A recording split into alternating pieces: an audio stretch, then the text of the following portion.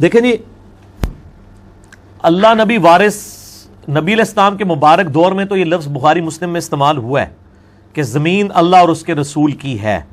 وہ جب کفار کے ساتھ معاملات چل رہے تھے وہ دینی احکامات کے پوائنٹ آف ویو سے. ہمارے سب کانٹیننٹ کے کلچر میں جو اللہ نبی وارث کے الفاظ استعمال ہو رہے ہوتے ہیں نا، وہ بڑے خطرناک ہوتے ہیں. وہ جیسے ہم خدا حافظ کہتے ہیں نا، وہ اس کانٹیکسٹ میں کہہ رہے ہوتے ہیں کہ اللہ رسول کے حوالے. تو یہ تو انتہائی گستاخانہ کلمات ہیں. اور میرا اس کے اوپر یوٹیوب کے اوپر ایک کلپ بھی چڑھا ہوا ہے. کیا نبی صلی اللہ علیہ وآلہ وسلم دنیا میں رزق تقسیم کرتے ہیں؟ رپلائی ٹو امام احمد بریلوی. احمد بریلوی صاحب نے ایک شعر لکھا، رب ہے معطی یہ ہے قاسم، رزق اس کا ہے کھلاتے یہ ہیں. وہ کہتے ہیں کہ عطا اللہ فرماتا ہے لیکن تقسیم نبی علیہ السلام کرتے ہیں. اور انہوں نے ایک حدیث کا ادھورا ترجمہ کیا جو بخاری اور مسلم دونوں میں ہے. صحیح بخاری میں کتاب العلم چیپٹر میں آپ کو حدیث مل جائے گی، یہ مشکات میں بھی شروع میں کتاب العلم میں آپ کو حدیث مل جائے گی کہ نبی علیہ السلام نے فرمایا اللہ تعالیٰ جس کے ساتھ بھلائی کا ارادہ فرماتا ہے اس کو دین کی فقہ اور سمجھ عطا فرما دیتا ہے. اللہ دیتا ہے، میں تو تقسیم کرتا ہوں. یعنی یہ دین کا علم میرا ذاتی نہیں ہے، میں اللہ تعالیٰ جو مجھے سکھاتا ہے میں سکھاتا ہوں. انہوں نے آخری ٹکڑا پکڑ لیا، اللہ دیتا ہے میں تقسیم کرتا ہوں. ان کا یہ روٹی تیرا کھاواں تیرے گیت گاواں یا رسول اللہ، وہ شعر لکھ دیے. اور اسی طریقے سے پانی ہے انہی کا پانی، کھانا ہے انہی کا کھانا، ہم انہی کا کھاتے ہیں، انہی کے گیت گاتے ہیں. یہ سارے شعر انہوں نے بنا لیے.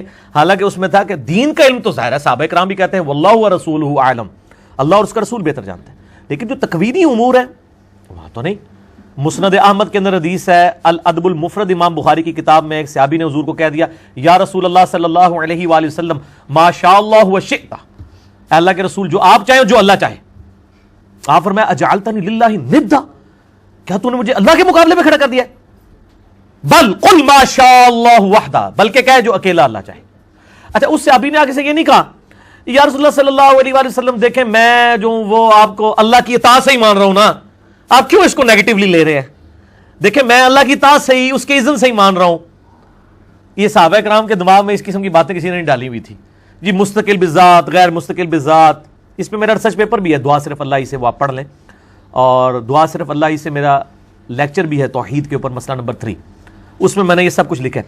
تو ان کے دماغ میں تو یہ وہم بھی نہیں آیا کہ یہ والا معاملہ. تو اس سے پتہ چلا تکوینی امور جو تقدیر سے تعلق رکھتے ہیں اس میں آپ صرف کہیں گے جو اللہ چاہے. الحمدللہ امت یہی کہتی ہے، ہم ماشاءاللہ و رسول تو نہیں کہتے، ماشاءاللہ ہی کہتے ہیں، انشاءاللہ ہی کہتے ہیں، انشاءاللہ و رسول تو نہیں کہتے. اللہ نبی وارث جو یہ یعنی لکھا ہوا ہے گاڑیوں کے پیچھے، یہ بالکل غلط ہے. اور یہ نبی علیہ السلام اگر آج دنیا میں موجود ہوں تو ان کے اوپر سخت عتاب فرمائیں. آپ اسی طریقے سے ابو داؤد اور ابن ماجہ میں، بلکہ ترمذی میں بھی حدیث موجود ہے، اور اس میں شریک القاضی مدلس ہیں لیکن سما کی تصریح سنن کبریٰ البیہقی کے اندر موجود ہے کہ ایک صحابی نے نبی علیہ السلام کو سجدہ کیا، آپ نے فرمایا سر اٹھا، یہ کیا کر رہا ہے؟ انہوں نے کہا یا رسول اللہ صلی اللہ علیہ وآلہ وسلم میں ہیرا نامی ایک شہر ہے کوفے کے پاس، وہ نجدیوں کا علاقہ، وہاں میں نے دیکھا کہ لوگ اپنے سردار کو سجدہ کرتے ہیں، آپ تو اللہ کے رسول ہیں، تو میں نے اسی کے اوپر اجتہاد اور قیاس کیا ہے. صحابی کا بھی قیاس اور اجتہاد غلط ہو سکتا ہے اگر کتاب و سنت سے ٹکرائے. وہی اس نے کہا نا وہ اپنے سردار کہتے ہیں، آپ تو ہمارے واقعی سردار بھی ہیں. آپ فرمایا اگر میں سجدہ جب میں فوت ہو جاؤں گا، جب تم میری قبر سے گزرو گے قبر پہ بھی سجدہ کرو گے؟ کہا یا رسول اللہ نہیں. فرمایا پھر مجھے کیوں کر رہے ہو؟ اگر میں سجدہ جائز سمجھتا تو بیویوں سے کہتا کہ اپنے خامدوں کو سجدہ کریں اس حق کے سبب جو اللہ نے ان کو دیا ہے. یہ آخری حصہ ہی مشہور ہے، پہلے پورا توحید والا مسئلہ گم ہی کر دیا انہوں نے تاکہ کسی کے کوئی عقیدے کی اصلاح نہ ہو جائے. تو نبی علیہ السلام اس معاملے میں احتیاط کرتے تھے. صحیح مسلم میں کتاب الجمعہ چیپٹر کے اندر موجود ہے کہ ایک خطیب نے نبی علیہ السلام کے سامنے تقریر کرتے ہوئے کہہ دیا من یطع اللہ ورسولہ فقد فاز فوزا عظیما، جو اللہ اور اس کے رسول کی اطاعت کرے وہ کامیابی کے بلند درجے پر فائز ہوا. ومن یعصہما، اور جس نے ان دونوں کی نافرمانی کی فقد غوا، وہ گمراہ ہو گیا. اس جملے میں کون سی غلطی ہے؟ آؤٹ آف کانٹیکسٹ بھی نہیں ہے، سیاق و سباق میں بھی ٹھیک ہے. جو اللہ اور اس کے رسول کی اطاعت کرے وہ کامیاب ہو گیا، اور جو ان دونوں کی نافرمانی کرے وہ ناکام ہو گیا. کوئی غلطی ہے اس میں؟ نہ کوئی لٹریچر کی غلطی ہے، نہ کانٹیکسٹ کی غلطی ہے. لیکن نبی علیہ السلام کی اطاعت دیکھیں، آپ فرمایا بئس الخطیب انت، اوے کتنا برا خطیب ہے تو نے یہ الفاظ استعمال، بلکہ کہے کہ من یعص اللہ ورسولہ، تو کہے جو اللہ اور اس کے رسول کی نافرمانی کرے. تو یہ کیوں کہہ رہے جو ان دونوں کی کرے؟ اور یہاں پہ وہ ڈاکٹر طاہر القادری صاحب شعر پڑھ رہے ہوتے ہیں، ہک ہے ہک ہے ہک ہے، ٹھیک ہے، جڑا ہک کی ڈو آکھے وہ کافر و مشرک ہے، جو ایک کو دو کہے. یہ کس کو وہ سنا رہے ہیں؟ یہ تو نبی علیہ السلام فرما رہے ہیں کہ ہک ہے ہک ہے ہک ہے نہیں کہنا، بلکہ کہنا ہے من یعص اللہ ورسولہ. اور ابو داؤد میں یہ حدیث آگے بھی چلتی ہے، اس میں آپ علیہ السلام کے الفاظ ہیں، اس میں تو آپ فرمایا بئس الخطیب انت، صحیح مسلم میں، اس میں آپ نے فرمایا قم اذهب، اٹھ اور ادھر سے دفع ہو جا میری مجلس سے. آپ وَإِنَّكَ لَعَلَىٰ خُلُقٍ عَظِيمٍ ہے، لیکن یہاں آپ نے برداشت نہیں کیا توحید کے اوپر حملہ، کیونکہ امام الواحدین بھی تو ہے نا. اگر آپ علیہ السلام نے یہ احتیاطیں نہ کی ہوتی تو عیسیٰ علیہ السلام کو جس طرح آج پوجا جا رہا ہے نا، ابو بکر، عمر، عثمان و علی رضی اللہ عنہم اجمعین بھی نبی علیہ السلام کو پوج رہے ہوتے اگر نبی علیہ السلام نے یہ تعلیمات اتنی سخت نہ دی ہوتی. اسی لیے صحیح بخاری میں آتا ہے نبی علیہ السلام کی وفات کے اوپر جو پہلا خطبہ ہے حضرت ابو بکر کا، 3 آیات قرآن کی پڑھ دی ہیں انہوں نے.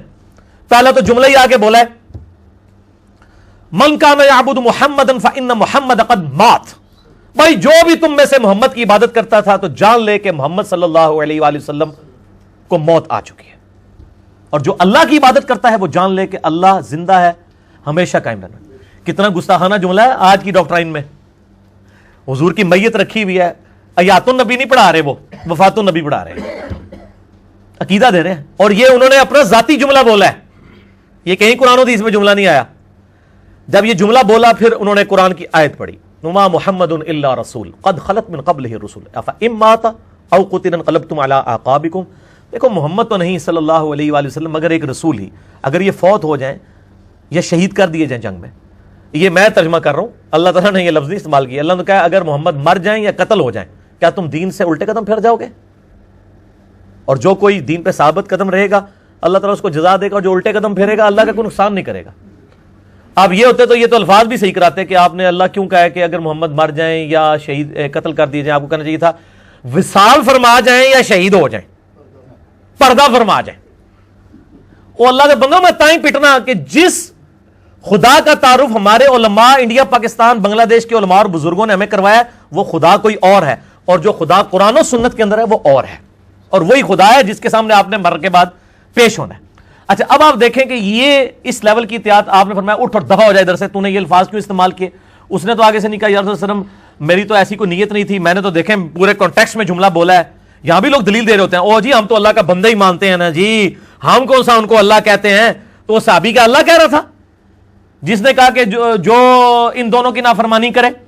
اس یہ ہوتے تو یہ آگے ڈیبیٹ کرتے کہ یا رسول اللہ علیہ وسلم کیا ہویا جائے، اسی تو کوئی ایسی گل نہیں کی تھی، ہم نے تو کوئی ایسی بات نہیں کی ہے، میں تو کانٹیکسٹ میں بات کر رہا ہوں، جو اللہ اس کے رسول کی اطاعت کرے وہ کامیاب ہو گیا، جو ان دونوں کی نافرمانی کرے وہ ناکام ہو جائے، اس میں نے کون سا جرم کر دیا ہے؟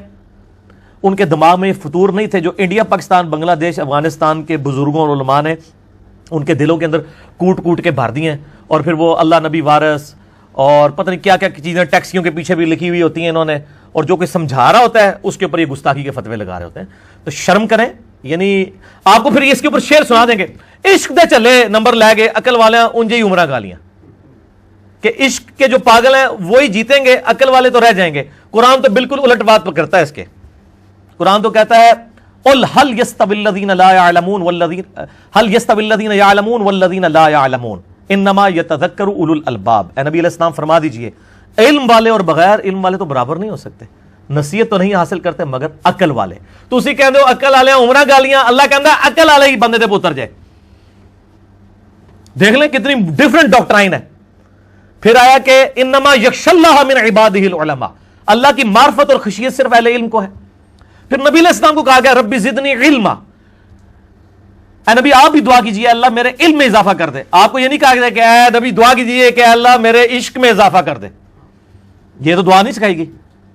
ٹھیک ہے، علم کی بنیاد کے اوپر ہی جو محبت ہوگی وہی کارگر ہے، ورنہ وہ دجالیت ہی ہوگی، وہ آپ کی اپنی ڈاکٹرائن ہوگی. جس طرح یہودیوں کے بارے میں سورۃ البقرہ میں آیا، یہودی کہتے ہیں کہ جنت جو ہے نا وہ ہمارے لیے گارنٹیڈ ہے، اگر ہم جنت دوزخ میں گئے بھی گئے تو اللہ تعالیٰ تھوڑے دنوں کے لیے لوگوں کی آنکھوں میں دھول جھولنے کے لیے ہمیں ڈالے گا، پھر آسی جنت جانا ہے، جنت جیسے ہی جانا ہے، جو کچھ بھی ہے اے اللہ تیرے محبوب کی امت سے ہیں. یہ سیم چیزیں یہودی بھی کہتے تھے.